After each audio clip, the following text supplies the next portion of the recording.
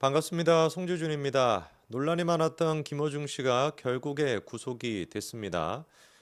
이번에 이제 그 구속이 된 것 같은 경우는 실형이 선고가 됐다라는 뜻은 아닙니다.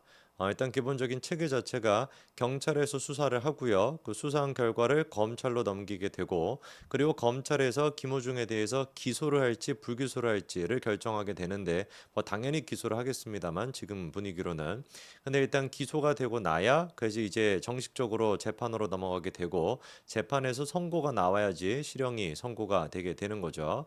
이번에 이제 그 구속이 된 거는 뭐냐? 쉽게 얘기해 가지고 수사가 진행되는 와중에 이 범죄 피의자가 증거를 인멸할 수도 있고 그리고 도주를 할 수도 있겠죠.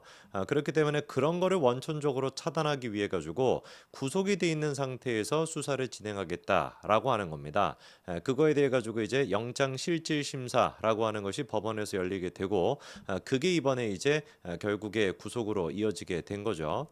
사실상 그러니까 이번에 구속이 됐던 결정적인 이유는 방금 말씀을 드렸던 것처럼 김호중 씨가 증거인멸을 할 가능성이 높다. 그리고 또 도주를 할 가능성이 높다. 요 두 가지가 법원이 보기에도 인정이 됐기 때문에 그래서 구속이 된 상태에서 이제 재판을 받게끔 된다. 요렇게 정리가 될 것 같습니다.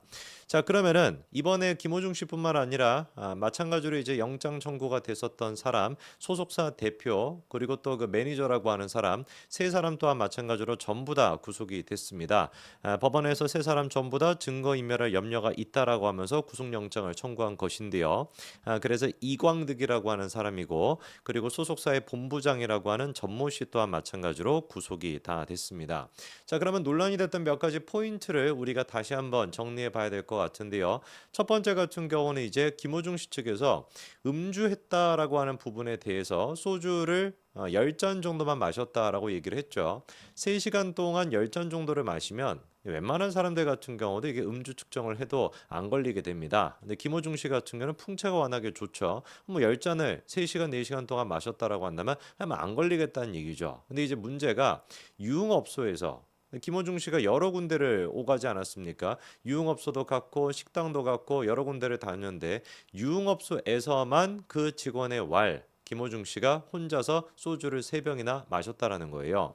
그리고 이제 식당으로 가서도 마찬가지였죠. 한 몇 사람 정도 같이 동석을 하고 있었는데 식당 직원이 보기에 소주가 몇 병 가까이 됐다는 겁니까? 뭐 한 열대 병 가까이 됐다는 거 아니에요? 김호중 씨가 마셨던 그날에 마셨던 소주만 하더라도 증언에 따르면 거의 한 5병 가까이나 된다라는 것인데 이 부분에 대해서도 마찬가지로 김호중 측에서는 결국 입장을 정리하지 않았습니다. 그냥 죄송합니다라고 얘기하고 고개를 숙이고 그냥 들어가 버렸죠. 그렇죠? 자, 그다음에 이제 두 번째로 생각을 해봐야 되는 게 증거 인멸과 관련된 혐의인데 이 블랙박스 메모리 카드가 문제가 됐었습니다.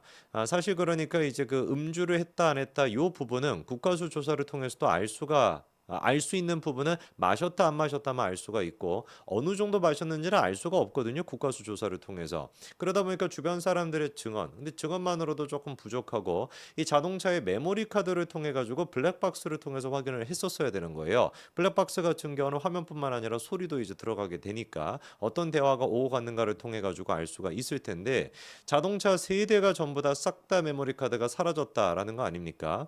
하나 같은 경우는 이제 그 본부장이라고 하는 사람이 삼켜버렸다 이렇게 얘기를 했고 나머지 두 개 같은 경우도 없어진 상태인데 사실상 지금 분위기로 봤을 때는 김호중 씨가 그거를 주도해가지고 증거인멸했을 가능성이 굉장히 높습니다. 그게 아니라고 한다면 뭐겠어요? 증거인멸 교사 둘 중에 하나이겠죠.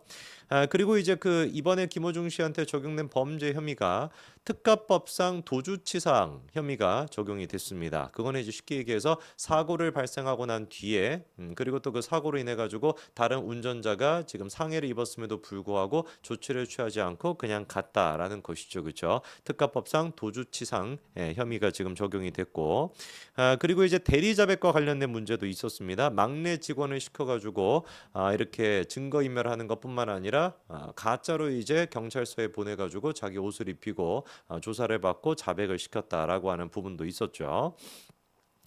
사실 그러니까 음주가 적용이 안 된다라고 할지라도 방금 말씀드렸던 요 한 세네 가지만 하더라도 이것만 가지고도 형량이 굉장히 좀 높게 나올 수밖에 없는데 이번에 이제 영장 실질 심사에서 담당했던 그 판사 또한 마찬가지로 이 부분에 대해서 조목조목 좀 질문했었던 것 같습니다.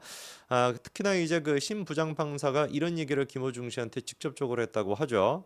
모두 같은 사람인데 김호중 한 사람을 위해서 힘없는 사회 초년생인 막내 매니저는 처벌을 받아도 된다라는 것이냐? 이게 지금 뭘 얘기하는 것이냐? 이 막내 이제 그 초년생을 보내가지고 경찰서에서 대리 자백을 시켰다. 이 부분 아니겠습니까? 근데 요거를 둘러싸고 이번에 좀 추가적으로 드러난 사실이 뭐냐면 막내 직원을 시켜가지고 그렇게 대리 조사를 받게끔 했던 거. 그거 이제 누가 했다라고 했습니까? 김호중 씨가 한 것이 아니라 그 소수사 대표라고 하는 이광득 씨가 이제 했다. 자기가 했소이다. 뭐 이렇게 밝히지 않았습니까? 근데 이제 요거를 둘러싸고도 녹취록이 있다라고 하는 또 제보가 있었어요. 그러니까 김호중 씨가 음주 사실을 실토를 하면서 막내 직원한테 너가 좀 대신 가가지고 조사를 받아라라고 이제 그렇게 시키는 녹취록이 있다라고 하는 거. 그거 이제 경찰이 확보하고 있다라는 얘기가 있었는데 이번에 영장 실질 심사를 통해 가지고 그 내용도 확인이 됐습니다. 보니까 실제로 김호중 씨가 사고 직후에 소속사의 다른 막내급 매니저, 그러니까 막내 매니저가 한 몇 사람이 있을 거 아닙니까? 근데 몇 사람 중에서 일단 첫 번째 사람한테 김호중 씨가 직접 전화를 걸어가지고 네가 좀 가가지고 대신 허위 자수를 해라라고 시켰다라고 하는 그 녹취록이 확인이 된 겁니다. 근데 이제 문제가 그 직원 같은 경우는 무서워가지고 겁이 나가지고 김호중 씨 요구를 끝끝내 이제 거절을 했고 그래가지고 다른 매니저를 시켜가지고 직접 이제 김호중 씨의 옷을 갖다가 입혀가지고 경찰서에 찾아가가지고 자신이 운전했다라고 대리 자백을 다른 매니저가 하게끔 됐다는 것이죠. 그러니까 분명히 이번에 김호중 씨가 뭘 했다라는 것도 녹취록을 통해서 확인이 된 겁니까? 증거인멸 교사를 시키는 것뿐만 아니라 공무집행을 방해하려고 했다. 대리 자백을 시키고 대리 자수를 시키려고 했다라고 하는 것도 녹취록을 통해 가지고 확인이 된 거죠.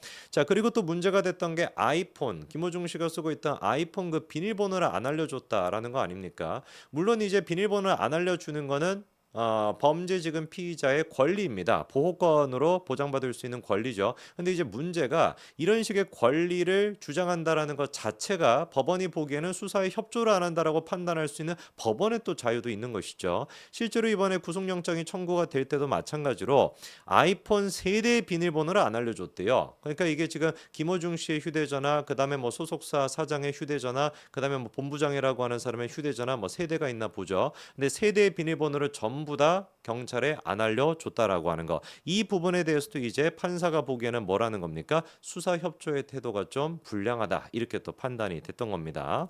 그리고 또 김호중 씨 측에서 경찰이 이제 그 영상을 또 확보하고 있었죠. 김호중이가 운전을 이제 그 할 때 그리고 또 사고가 난 직후에 비틀비틀거렸다라고 하는 그 영상도 확보를 하고 있지 않았습니까? 그거를 반박하기 위해 가지고 김호중이 평소에도 비틀거리면서 걷는다면서 영상까지도 제출했다라고 하는데 글쎄요 저는 뭐 김호중 씨의 평상시 걸음걸이까지 뭐 신경 쓸 정도로 엄청난 관심이 있지는 않아서 모르겠는데 그 팬분들 혹시 보고 계시면 얘기해 주시면 좋을 것 같습니다. 정말 김호중 씨가 비틀비틀거리면서 평상시에 걷는지 그거는 뭐 왜 그런 거죠? 왜 비틀비틀거리면서 걷죠? 뭐 척추가 안 좋나 뭐 살이 쪄서 그런가? 뭔지는 모르겠고 그래서 이렇게 좀 이런 모습을 보이는 것 자체가 사실 그 경찰이나 이제 또 검찰이 보기에도 수사에 굉장히 비협조적이고 죄질이 불량하다라고 하는 생각을 키울 수밖에 없습니다. 이번에 같은 경우도 영장 실질 심사를 할 때 누가 직접 가가지고 발표까지 했다라는 거예요. 담당 검사가 직접 가가지고 이제 영장 발부가 필요하다라고 이제 그 판사를 설득했다라는 거 아닙니까? 원래 대부분의 경우 같은 경우는 영장 청구 그 실질 심사를 할 때 검사가 가는 경우도 거의 없습니다. 근데 이제 검사가 직접 가가지고 김호중 씨 이런 모든 행태 자체가 뭐다? 일종의 사법 방해 행위다라고 하면서 판사한테 구속의 여부에 대해서 강력하게 주장을 했다는 것이고 결국에 심 부장 판사가 이번에 구속영장까지 이렇게 발부하게 된 것이죠. 참 안타깝습니다. 제일 그냥 처음에 김호중 씨가 이 논란이 터졌을 때 그냥 글자 그대로 자숙하고 경찰 수사에 대해 가지고 내가 착실하게 협조하겠습니다라고 했으면 워낙에 유명한 사람이기 때문에 법원이 보기에도 이 도주의 가능성이나 증거인멸의 가능성이 없다라고 판단해서 구속시키진 않았을 것 같은데 괜히 무슨 뭐 소속사 뭐 이광득인가 뭔가 하는 사람부터 본부장까지 막 튀어나오고 그리고 이제 뭐 증거인멸을 조직적으로 시키고 메모리 카드를 막 삼켜버리고 이래버리니까 어떻게 되는 거겠습니까? 이렇게 구속이 되는 거겠죠. 김어중 씨의 케이스가 정치권에서도 굉장히 큰 의미가 있을 것 같습니다. 지금도 비슷하게 자기 어떤 사법 질서에 대해 가지고 방해하고 있는 사람이 있죠. 그 분께서도 김어중 씨의 운명을 똑같이 걸어갈 것 같은데 그분의 운명은 또 어떻게 될지 한번 지켜봐야 되겠습니다. 여기까지 말씀드리겠습니다. 감사합니다.